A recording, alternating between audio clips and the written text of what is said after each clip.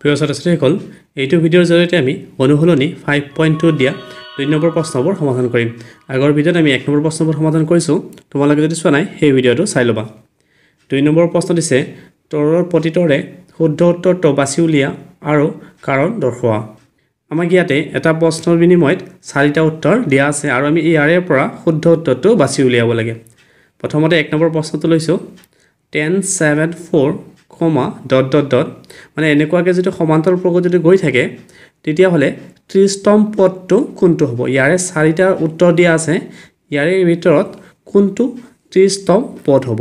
আমি এই প্ৰশ্নটোত 30তম পদটো বাছি উলিয়াব লাগিব। চোৱা সমান্তৰাল প্ৰগতি দিয়া আছে মানে তোমালোকে ইয়াতে a আৰু d ৰ মান উলিয়াব পাৰিবা। a মানে ইয়াতে প্ৰথম পদ, সমান্তৰাল প্ৰগতিত যোনটো প্ৰথম পদ দিয়া আছে সেইটোৱে a হ'ব আৰু d ৰ মানটো কি হ'ব?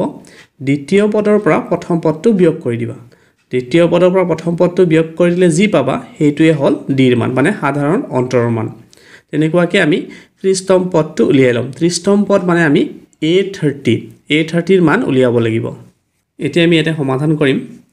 ইয়াত যেহেতু আমাক সমান্তৰাল প্ৰগতিটো দিয়া আছে a আৰু d ৰ মান আমি উলিয়াব পাৰিম। a মানে প্ৰথম পদ, ইয়াতে প্ৰথম পদটো কি আছে 10, a ৰ মান হ'ল 10 আৰু d ৰ মান কি হ'ব? d ৰ মানটো তোমালোকে কি কৰিবা?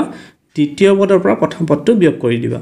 দ্বিতীয় পদটো হ'ল 7 আৰু মাইনাছ প্ৰথম পদটো হ'ল 10। এতিয়া -10 + 7 কৰিলে আমি কি পাওঁ? -3। আমি a আৰু d ৰ মান পালোঁ। a আৰু d ৰ মান পোৱাৰ পিছত তোমালোকে যিকোনো পদ উলিয়াব পাৰিবা। আমাক ইয়াতে 30তম পদটো লাগে। 30তম পদ মানে a30। আমি 30তম পদৰ সূত্ৰটো আগৰ ভিডিঅ'ত আলোচনা কৰিছোৱে। a30 ৰ সূত্ৰটো কি হ'ব? যে a প্লাছ ইয়াত যেহেতু 30 আছে 1 কম হ'ব, 30 পৰা 1 কম হ'লে কি হয়? 29। এইটো হ'ব 29d। মানে a30 ৰ সূত্ৰটো হৈ গ'ল যে a + 29d। এতিয়া ইয়াতে আমি a আৰু d ৰ মান বহুৱাই দিলে a30 পাম।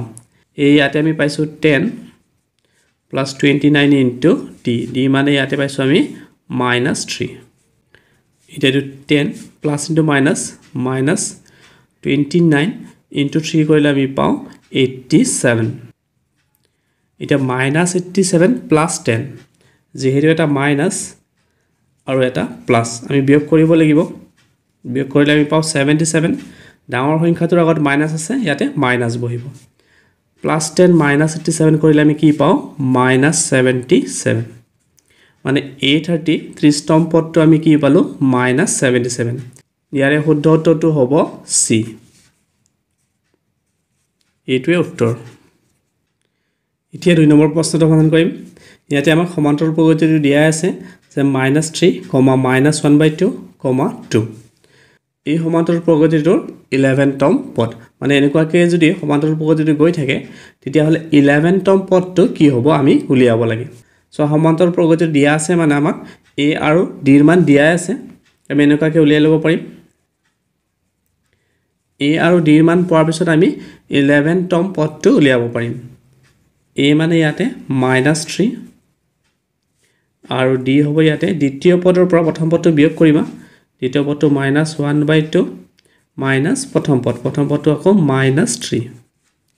চ' এইটো কি হ'ব? -1/2 মাইনাছ ইনটু মাইনাছ +3। এতিয়া যে লসাগু ল'ব লাগিব, যিটো 2 হ'ব। -1 + 3 × 2 6 +6 -1 কৰিলে আমি পাওঁ 5। এইটো হ'ব 5/2। d ৰ মান পালোঁ আমি 5/2 আৰু a ৰ মান আমি পাইছোঁ -3। এতিয়া আমি 11তম পদটো উলিয়াম।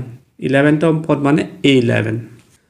এতেকে a11ৰ সূত্ৰটো হ'ব a + 10d।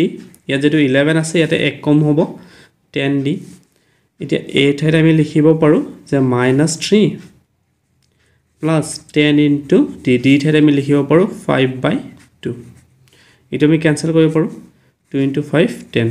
ইয়াতে আছে -3 + 5 × 5 25 +25 -3 কৰিলে আমি কিমান পাওঁ? যিহেতু এটা প্লাছ আৰু এটা মাইনাছ আমি বিয়োগ কৰিব লাগিব। বিয়োগ কৰিলে আমি পাওঁ 22। ডাঙৰ সংখ্যাটোৰ আগত প্লাছ আছে, এইটো প্লাছ হ'ব, মানে উত্তৰটো হ'ব 22। 11তম পদটো হ'ল 22। ইয়াৰে কাৰেক্ট অপশ্যনটো হ'ল b। এইটোৱে উত্তৰ।